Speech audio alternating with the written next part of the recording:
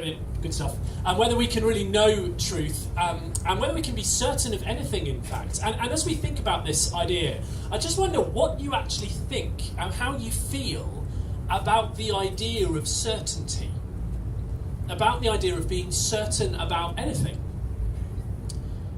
I'm sure as you think about that, one of the things you're thinking is, well, kind of depends what you're asking me to be certain of, doesn't it? Now, in certain situations, if I'm about to take an exam, there are certain things that I need to be certain of and would really like to be certain of, and there are moments where I feel like I'm less certain than I want to be.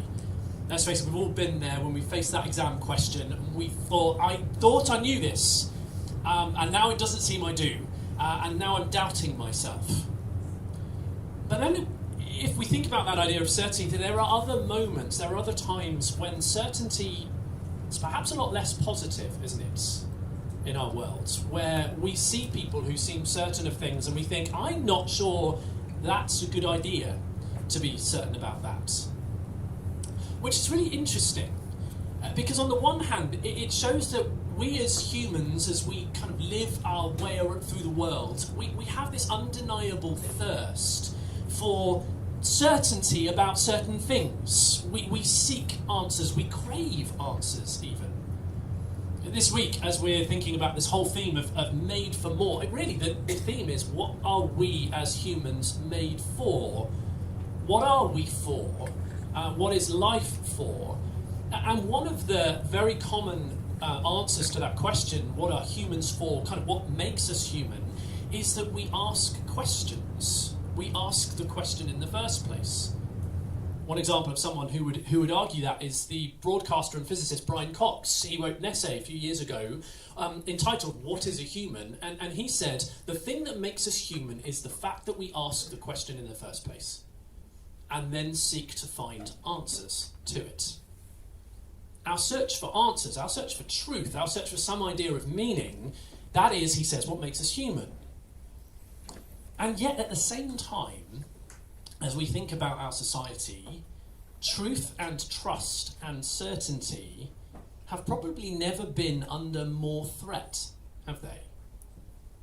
I don't know if you know this, but every year for the last 22 years, there's been an organisation called the Edelman Trust Survey, or Edelman, I'm not exactly sure how to pronounce it, who do an international survey of trust levels across various different cultures and countries. Every single year, they've been doing it for 22 years, since the year 2000. Last year was the 22nd.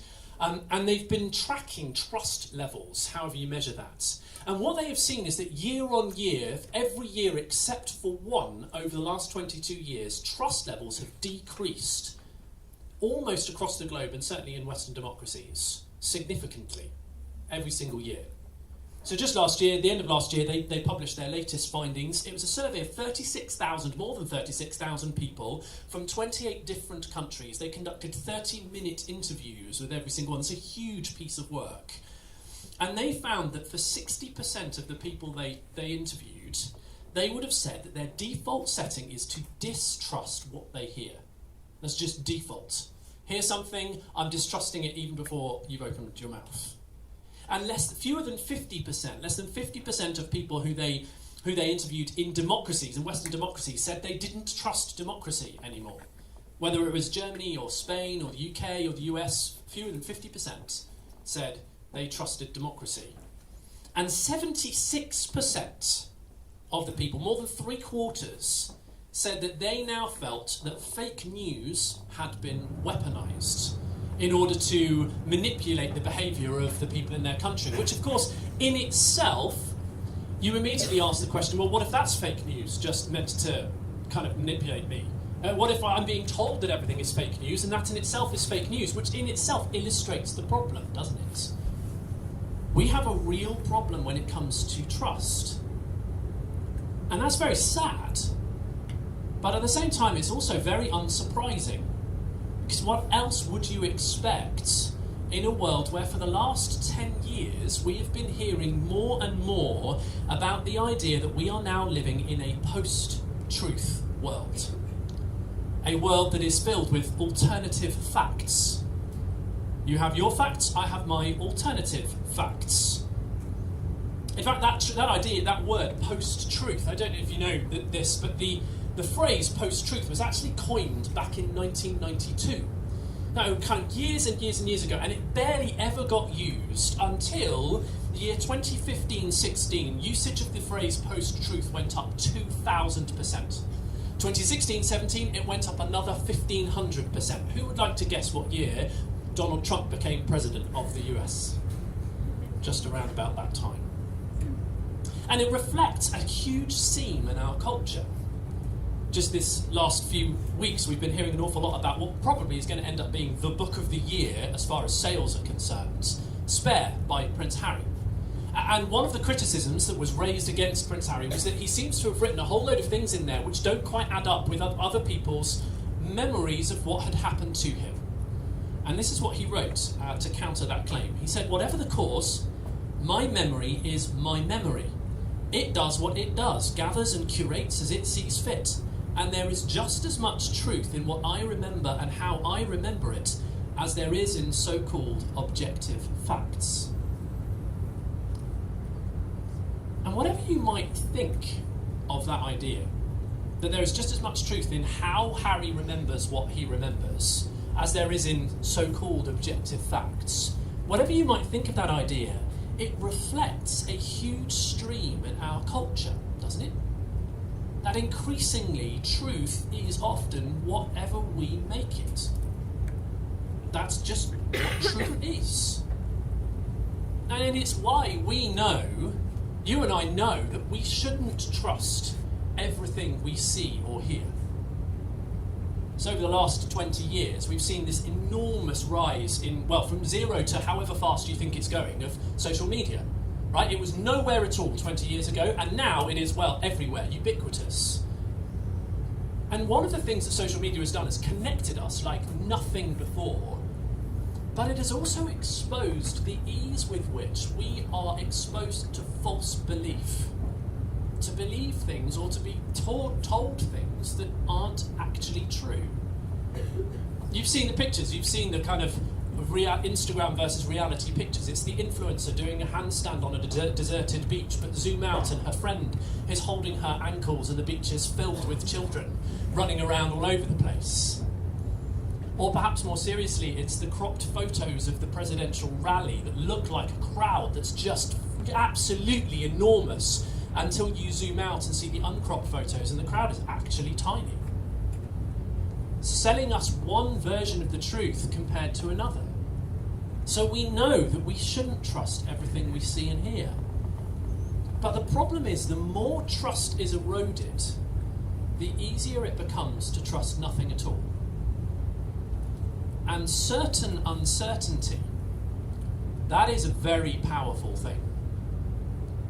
Certain uncertainty is exactly what drives forward conspiracy theories and the rise of conspiracy theories. That we can't trust what they tell us. That we have to be uncertain about that narrative.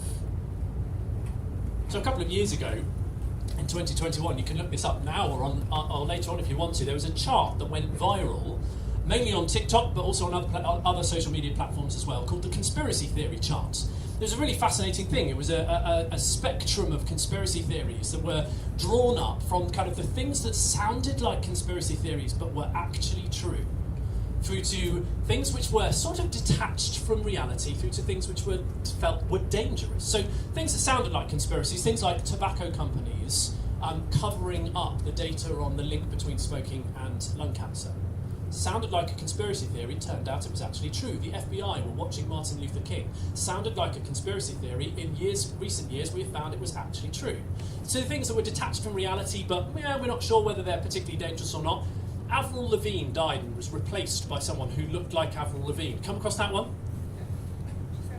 And then all the way through to the other end, where you get the QAnon conspiracy theories that have driven all sorts of dangerous behaviour.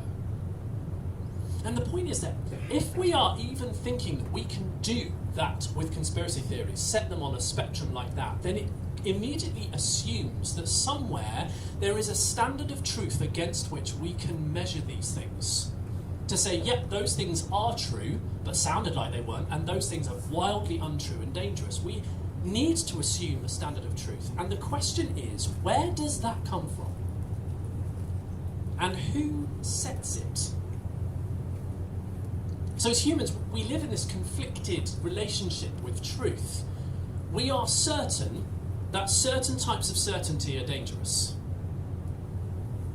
And yet at the same time, we long for answers.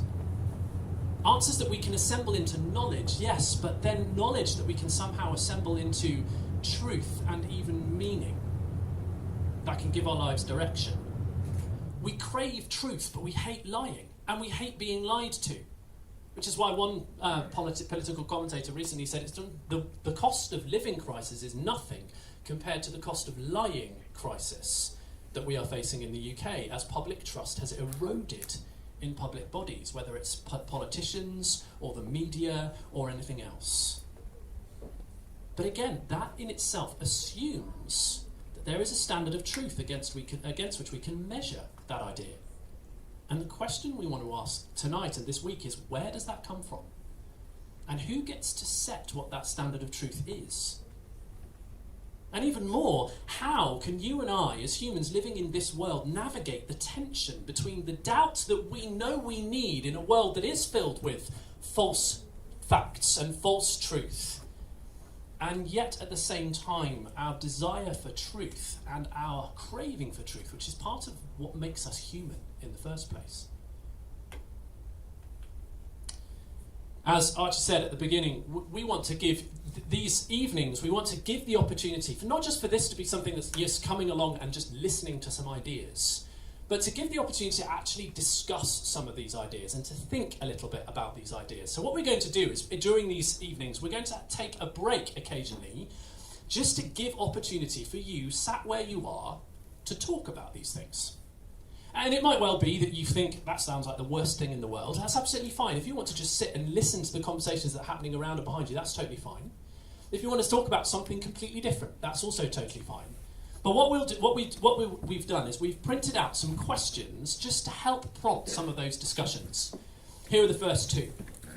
Why do you think we value truth? We've been talking about that, and I think it's undeniable that humans value truth. Why do you think that is? And where does doubt have a place in your life? Whatever you believe, whether you call yourself a Christian or not, whether you call yourself religious or not, where does doubt have a place in your life? And how does it feel that it's there? It may be that you want to talk about those things. It may be that I've already said something which is, you've just gone, I don't agree with that at all. In which case, turn to the person next to you and go, I didn't agree with that at all, and see what happens in that conversation. We'll give you a few minutes and I'll be back again in a moment. Well, let me break into your conversations there. There will be more opportunity to discuss as tonight goes on and as the week continues. But as we think about these questions, the Christian Union and I, as we ask this question of kind of what does it mean to be human? What are we made for? Are we made for more than what we experience in this world day to day? What does it mean to be human? I guess the big question that we want to ask is, does God have an opinion on that question? And if he did have an opinion, how would we know what that opinion was? And maybe most sharply, would we let him have it? If God had an opinion on what it meant to be human, to be me, and there was a way I could know what that opinion was, would I be willing to let him have that opinion? And in order to answer that question, as we try and think about that question, on your tables in front of you, in these little grey books, you have a copy of what is probably the most famous book ever written in human history. It's one of the accounts of Jesus' life. Many of you will know that there are 4 in the New Testament part of the Bible. This one is called John. And as I say, it is probably one of, if not the most famous book ever written in human history. And so what I encourage you to do is to grab a copy of that right now. Just pick that up. Because, as I say, this is an account of Jesus' life. And what we, as the Christian Union, are wanting to say is that Is it possible, we wanted to ask, is it possible that God's opinion could be found in the person of Jesus Christ? As I say, this is one of the 4 accounts of Jesus' life, written by one of his friends called John. And do you know what? It starts kind of strangely, this account of Jesus' life. It doesn't start like any biography you've ever read, really. There are 3 others. Mark, he starts where you might expect. He starts with the beginning of Jesus' activity, Jesus' ministry, his work, whatever you'd want to call it. He starts there. He starts with the history of what Jesus did. Matthew, who wrote one of the other accounts, he starts somewhere else, but he starts just one step back. He starts with Jesus' history, his family history. He starts with the story of Christmas. Luke, he goes a little bit further back still, and he goes through the history of humanity itself. But John, well, he starts with the history of history. That's where John's going to start. Have a look on the first page. We're actually page 4 of the little book that you've got in front of you. And we're going to read just the first 3 sentences or so of John's account.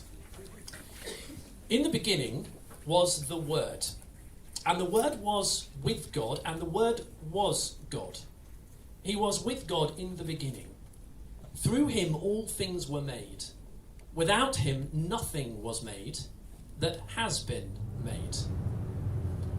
See, John isn't going to play a game of Guess Who, trying to kind of build up his character, his main character, and kind of try and get us to guess his identity. He just comes straight out with it, right at the beginning. Guys, the person I am writing about, I believe, is God himself.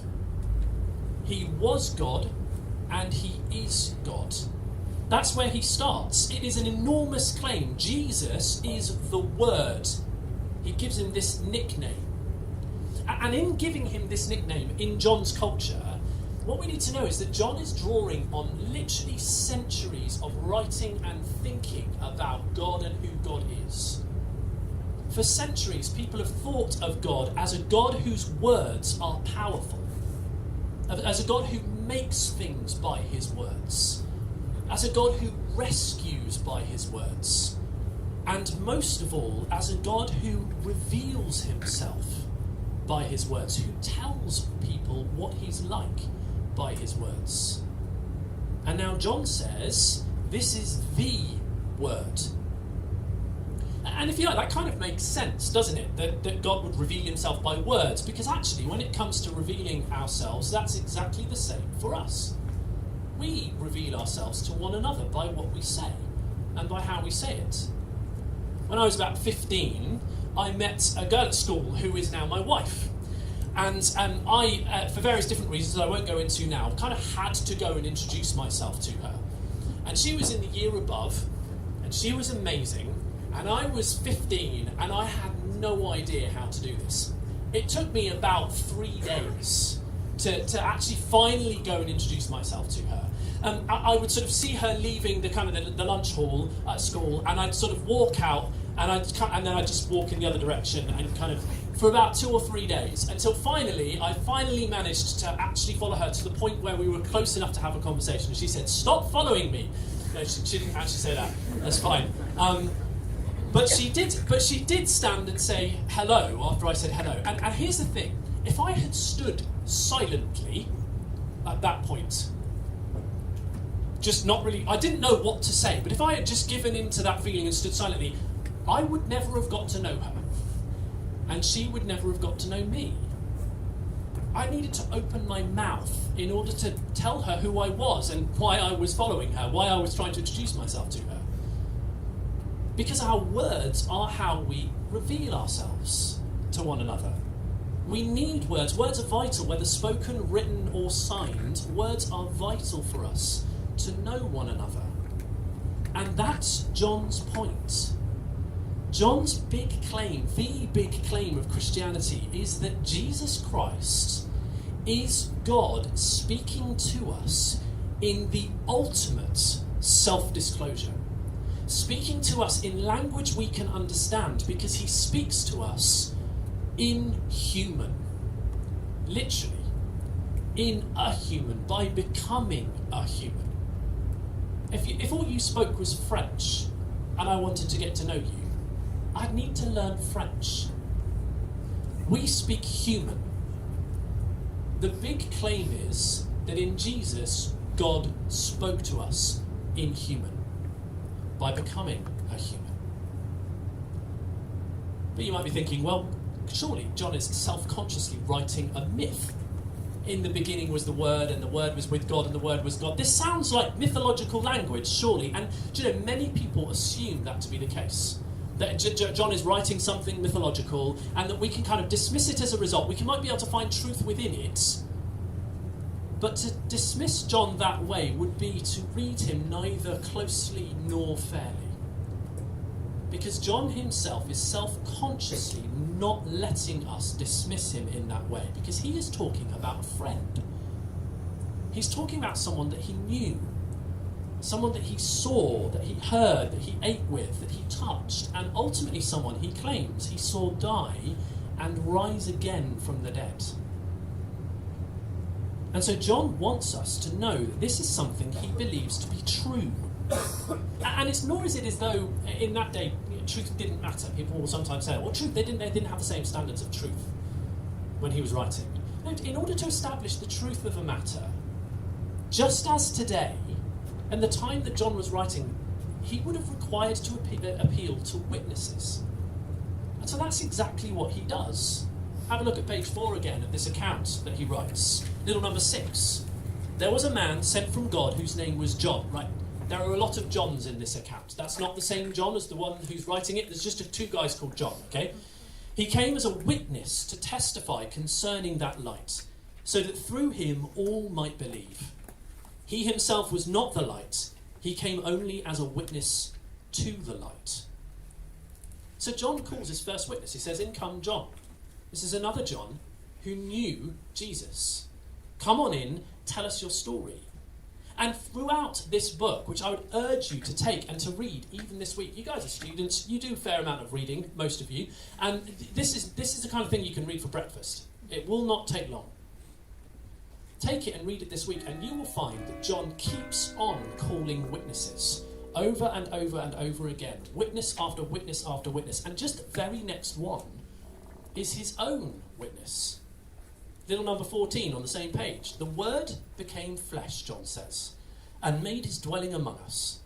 We have seen his glory, the glory of the one and only Son, who came from the Father, full of grace and truth. The Word, he said, who was and is God, became human, spoke to us in human. How do we know? John says, I know because I saw him. I know because I know him. I saw what he did. I saw how he lived. I saw his glory. I saw, ultimately, John will say, him alive, having risen from the dead. So we need to hear what John claims, and we need to hear it clearly if we are to evaluate what he claims. See, the problem is that reality, as we know it, it's a little bit like living in a locked room, or maybe in a shut-down tent. Imagine with me for a minute that somehow, for some reason, you and I have been kidnapped, administered mind-altering, memory-altering drugs, and brought here.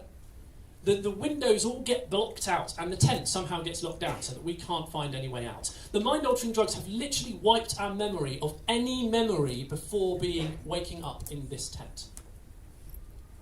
How would we know what's outside it? We have no memory of being outside. We have no way out. We have no way of seeing out. The answer is we wouldn't know. We might be able to come up with all sorts of theories. Maybe there are tents like this stretching on for infinity, with all sorts of people just like us wondering if there are tents like this stretching on for infinity. Or maybe there are all sorts of other theories, but we would not be able to know. Until, that is, the day came when a key turns in the lock and the door opens and someone steps into the tent. At that point, all the guessing games stop, because now we have someone who knows. Not only that, someone who knows and perhaps can even take us outside into Nottingham to see the glory of Nottingham University right outside the tent. And that, if you like, is the Christian claim, the claim that John is making. That Jesus Christ, the Word, became flesh, God stepped into human history as a human, that he entered the tent to show us what reality is, to show us what the truth is. Which means that ultimately, when it comes to Jesus, all of the guessing games about God, they stop. And it turns out that the truth is not an it that we might learn through facts, but a him. That the truth is a person, someone that we can know. And that is really great news. That is really great, because it means that we can potentially have some sort of certainty, the certainty we crave about ourselves, about our lives, about God even, that goes further than just knowing simple facts. I mentioned my wife earlier on. Imagine if my wife and I were going through a difficult time in our marriage, and both of us were beginning to become a little bit less certain of the other's love. If I was feeling less certain of my wife's love, what could I do to grow in my certainty? Knowing more about her, more facts about her, what her favourite colour is, and what her favourite ice cream flavour is, and where she grew up, and all that kind of thing, isn't going to help. What I need for certainty is to know her. I need to spend time with her, get to know her. And that, the Christian claim, is what Jesus offers us with God, with reality itself. That truth is not an it that we examine through facts, but a him who we can get to know and who we can perhaps be known by. As one writer, he put it this way: for certainty about ourselves, about others, and about God, we need more than an epistemology. That's a way of knowing based on facts. We need an epistemology of love. And if the truth is a person, then that is precisely what Jesus offers. As I said earlier on, as we think about these ideas, and these are huge questions and huge ideas which we're going to be thinking about every evening this week and every lunchtime this week, we also want to give opportunity, as well as for discussion, to think a little bit about how these ideas sort of hit the ground in people's lives. What difference does it make? What difference does it make that truth is a person? And so what I'd like to do is to introduce Megan, who's going to come and join me, just to tell us a little bit about her story of how some of these things affected her life. Megan, come on up. Here's your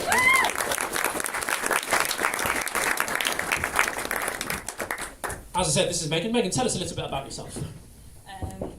My name is Megan. I used to go here. I graduated in July. And now I work in a hospital in Mansfield, which is about a 40-minute drive north. It's all right.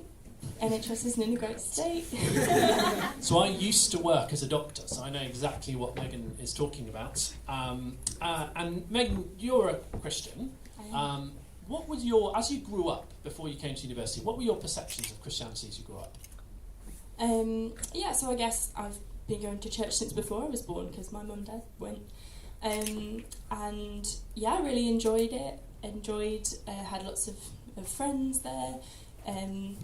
Found that people there were friendly, and it was kind of like another thing you did. You did school and then you did church. You learnt some things. You were asked questions, and I liked getting questions right, and I often did, and thought that meant I was doing the right thing and being a good Christian. So yeah.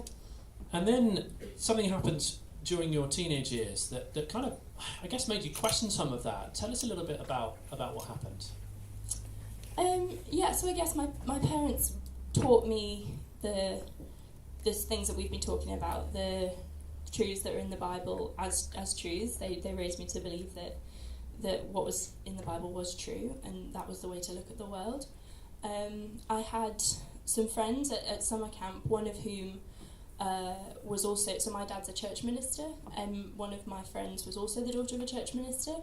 And I found out when I was about 16 that she had decided she wasn't a Christian anymore. She had tried to run away to marry a member of ISIS, an ISIS sympathiser, She said that she'd been convinced that Christianity wasn't true and that Islam was. And I'd only ever really heard that the reasons why Muslims or anyone else who didn't believe in the Bible was wrong. I'd never really heard it as something that could be true if you already knew about the Bible. So yeah, that was quite surprising. I was worried for her because we when I was at 2014 was kind of, ISIS was concerning, scary.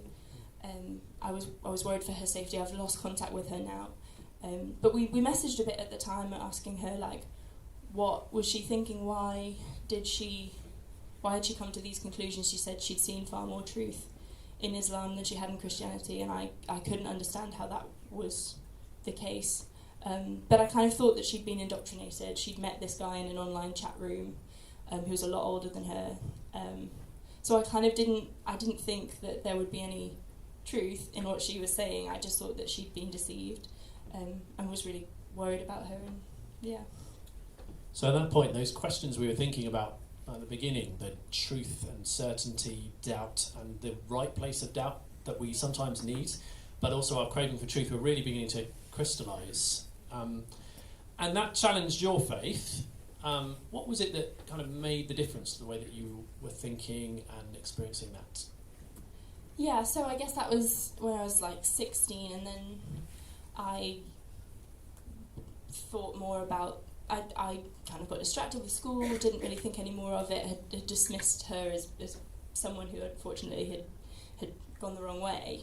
And then I came to university and met lots of different people who believed all sorts of different things, and I guess had that opportunity to move away from my parents' influence and really explore the world on my own.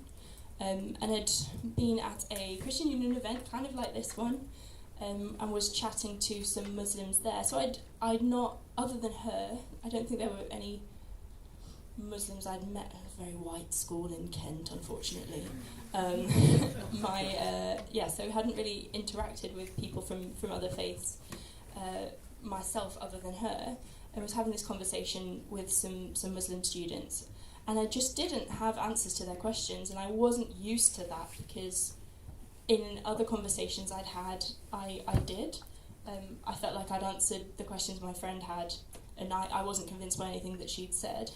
So then suddenly I was confronted with questions that I didn't have any answers to, and was really, really worried. I remember walking home to my house in Lenton in the rain, classic, saying, like, I'm really worried that maybe Islam is true, and I've been believing something that's not true. I was really shaken and scared.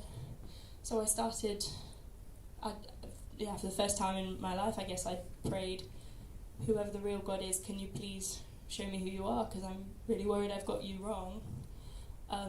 I couldn't look at the world and not think that there was a God, a creator, or that there was order. So I never doubted that there is something that has made this be here. Some, like you said, someone outside of the tent that has made the tent. But I really was worried that I didn't know who that person was, and that I was wrong. And then we've moved on a few years now, and here you are sitting telling this story in a tent, because you believe that it is Jesus who has stepped into the tent. What was it that made the difference, particularly to confirm that for you? Yeah, so that night, it was the day before my 20th birthday. I was going home, I was praying, whoever you are, God, please show me who you are. I didn't know whether I could trust the Bible, so I stopped reading it. And I downloaded a Quran. I started looking into stuff online of, like, what do Muslims think about this. And it was kind of that Christianity versus Islam thing that really was what I guess that was what I was investigating. It was just like, whoever you are, could you please speak to me? I'd heard about people hearing God's voice, and I just was like, I think I just need to hear you say, hi, it's me, Allah, or it's me, the God of the Bible. And then I carried on with life, was going to lectures, wasn't reading my Bible. Was asking people at church, was still going along to church because I had friends there. Was asking them if you guys got any answers. People gave me various books. There was a lot of, like you said, learning about God, intellectual things like that, but I just felt like I didn't know who he was, and I wanted him to tell me who he was. So then one time I was having this conversation one evening with one of my housemates.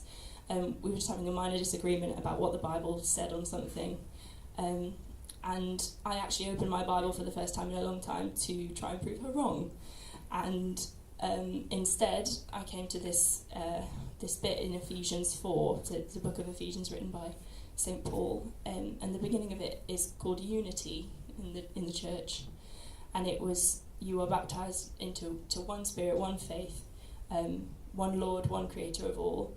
And just those words there, it felt like this slap in the face from God for how dare I be trying to prove her wrong or accusing her. And I didn't hear the words audibly. I didn't hear the words, how dare you accuse her of being, she's just as much my daughter as you are.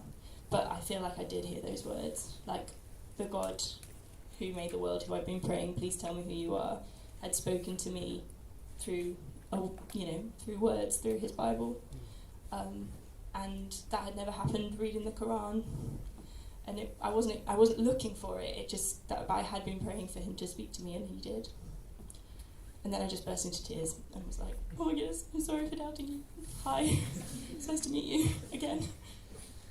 Thank you. And there may well be people who are resonating with some of what you're saying, perhaps even kind of asking some of the same questions or questions that are related, kind of maybe just doubting everything that we've already said. What advice would you give to anyone who's wanting to think seriously and reckon seriously with the claims of Christianity? So I think it all started with me actually saying, "Hey, creator of the universe, I'd like to know you. Please show yourself to me." I'd say that's definitely step one, because all through it, it's like I couldn't rest because I wanted to know what was true, and I don't like that was given to me, almost that desire to look for the truth was something put on me. So ask, and then go to places of worship and ask people there your questions. Like, what is your worldview? How do you explain the things in life? How do you find meaning? Where are we going? How can you be certain what happens after death? Do you believe in it? Those kind of questions. And I read a really helpful book called Seeking Allah, Finding Jesus, where a man who's a bit like me, medical student, raised Muslim, taught that Islam was true, and then went to investigate it because he wasn't able to answer questions where he thought he could. I've never related to a book so much, so it's a really helpful book. It goes through a lot of the evidence for the Bible that we have today, the Quran that we have today. Really helpful book. There's loads of stuff.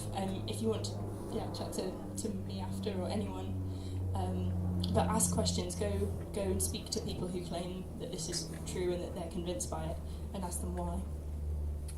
Fantastic, thank you. You've heard Megan's story. You've heard John's account, or the beginning of John's account, which is what we're going to be thinking about all week, of Jesus' life. And we've asked whether or not it's possible that God has an opinion on what the truth is about us, about reality, and whether that can be found in Jesus. As I've said, we want to give opportunity for discussion of these ideas. It may well be that there's things that Megan has said that you want to pick up immediately, that you want to turn to the person next to you and go, that was interesting. It may be the stuff that I've said that you're thinking, well, that was rubbish, and you want to turn to the person next to you and just say that, and then talk to them about that. Or it may be that you want to pick up the next two questions, which are on the little sheet of paper on the tables in front of you.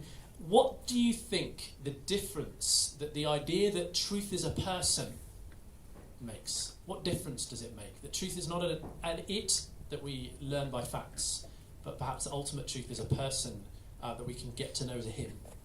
And how could someone go about investigating an idea like that? Those are the two questions, but as I say, it may be that you want to pick up on other things that have been talked about already this evening. And again, I'll be back in a few minutes. feel free to have this time to talk about some of those things.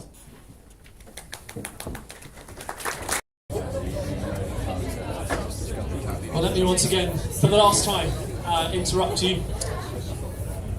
We're going to draw things to a close in a moment for this evening. But before we do that, as we've been speaking, we want to acknowledge that there is a way in which certainty, and particularly even certainty as Christians describe it, being certain of who God is and of who Jesus is, can feel, well, in today's world, it can almost feel dangerous. And people can feel like, well, I feel like I shouldn't be certain about these things. I'm not sure whether it's a good idea to be certain about these things. And maybe the best idea would be, just to keep myself open-minded, to hold on to my skepticism about these things. Maybe that would be safer than saying that I'm going to pin my colours to a mast of what I think is what I'm going to call truth. And it would just be safer to just withhold judgment altogether. Or perhaps it would be just more intellectually noble to just remain open-minded, some people might think. Well, if that is you, I want to challenge you with one idea, that although you would, in doing that, avoid potentially believing the wrong thing, by saying I'm not going to pin my colours to a mast, that isn't the only way to be in error. It is not the only way to believe something wrong. Think about it this way. Imagine you had a bit of a break during the week and you decided, I just need to get out of Nottingham. And I'm going to get out into the peaks or something like that. I'm just going to get far away, out where there's not very many people. I'm just going to go for a walk. And foolishly, you don't tell anyone where you're going, but you've got your phone and it's got a GPS on it and you think that'll be fine until your phone battery dies. And you'll find yourself wandering around and you think, I'm not quite sure where I am, until eventually you come across one of those old wooden signposts pointing towards Nottingham. And then there are a couple of paths, one going off in two different directions, and one path is going, I don't know, towards Derby or somewhere like that. And the other one is going towards Nottingham, and you think, great, I'll follow the path to Nottingham. Except that then a little voice in your mind says, oh, but hang on a minute. I know that out here, in the countryside out here, there are all sorts of little villages filled with the kind of local yoiks that might change a signpost like this just for a laugh. And I might think I'm walking towards Nottingham and find myself actually walking towards Derby. And I wouldn't want that. Nobody would want that. And so you stand at the signpost and you think, I won't follow the signpost because I don't want to believe the wrong thing. You will never get to Nottingham. That much is obvious. If you stand and you stay at the signpost because the signpost might be wrong, you won't be believing the wrong thing, but nor will you be believing the right thing. You will never get to Nottingham. You will never follow the right path. And suspending belief in that way, saying I don't want to be certain about anything, is the spiritual equivalent of standing at the signpost and saying, I'm just going to stay here because it might have been switched. It might be pointing in the wrong direction. In the end, it is no safer than the alternative. And nor are we as consistent as we really think we are. There's a psychologist called Elliot Aronson who has done a whole load of studies into something called cognitive dissonance. Cognitive dissonance is the idea, the way in which humans seem to be able to hold two competing ideas in our heads all the time and somehow manage to function, despite the fact that we have these two beliefs which are sometimes mutually entirely exclusive. And so we have this cognitive dissonance, and he studied this, and he writes this. He says, human beings are not rational animals, it turns out. We are rationalizing animals who want to appear reasonable to ourselves. So we draw conclusions and then we reason our way backwards from our conclusions to make our conclusions seem reasonable to ourselves. And that is so often what we do when it comes to the claims of reality and the claims of Christianity. But to reckon with the claim that truth is a person, the only way to do that is to reckon with the person himself. And you know, John isn't surprised to find that people who are reading his account of Jesus' life might be sceptical of what he says. He knows that he is writing to people who might be sceptical. In fact, that's why he's writing his account, because he knows people might be sceptical. He wants people to hear it and wants people to examine it. And in fact, he introduces us to the first skeptic in his account right in this first chapter that we've already been looking at. Just a few sentences on, a couple of pages on. If you grab it again, you can turn to page 8 and you'll meet him for yourself. He's a guy called Nathaniel. And it turns out that Nathaniel has a friend who's met Jesus and wants to introduce him to Jesus. And so, at the bottom of page 8, little number 45, his friend Philip comes to Nathaniel and tells him, "We have found the one Moses wrote about in the law and about whom the prophets also wrote, Jesus of Nazareth, the son of Joseph." Turn over the page. Nathaniel says, "Nazareth? Can anything good come from there?" Nathaniel is a downright skeptic. He knows that Nazareth is a dump. He knows that Nazareth is his equivalent of Derby. And he's like, no way, nothing good is coming from there. No chance.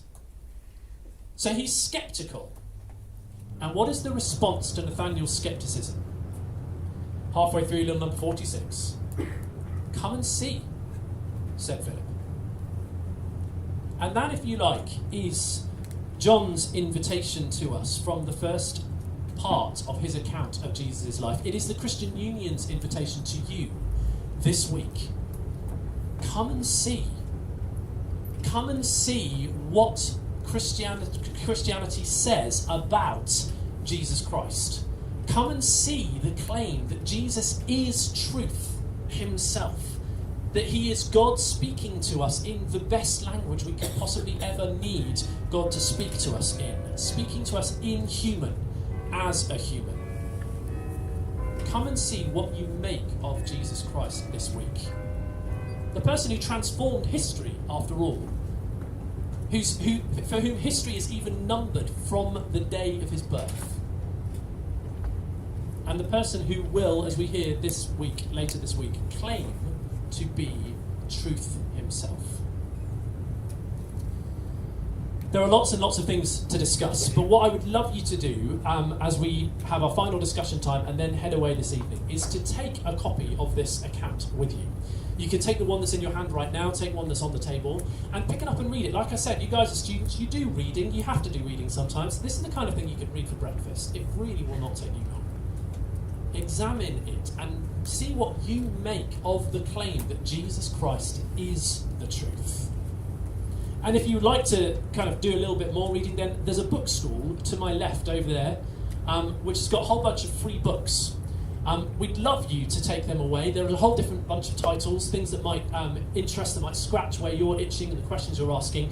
If the question that we've been thinking about this evening is one that you really would like to dig into a little bit more, there is a brilliant book called Before You Say I Don't Believe, which is an excellent book just to say, before you decide for sure that you are certain that this is not true, just ask yourself how certain you are.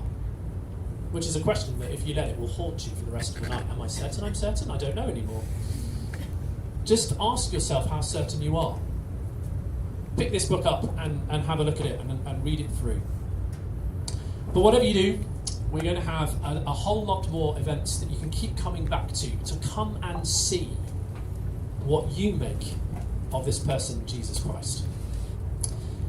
I'm just about done. We're going to have a last opportunity for you to have a bit more of discussion of the things that I've said this evening. Again, opportunity for you to disagree with me, to those around you. Opportunity to hear a little bit more from them as well. And there's a couple more questions that, if you would like to use them, on the sheet. The first is this: what questions do you still need to ask to have a properly informed view of Jesus and who he is?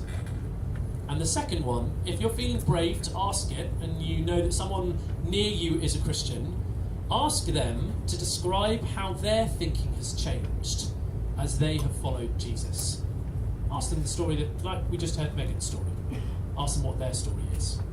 We'll give you a few minutes, and then I'll hand over to RG and Amy. Thanks so much for listening.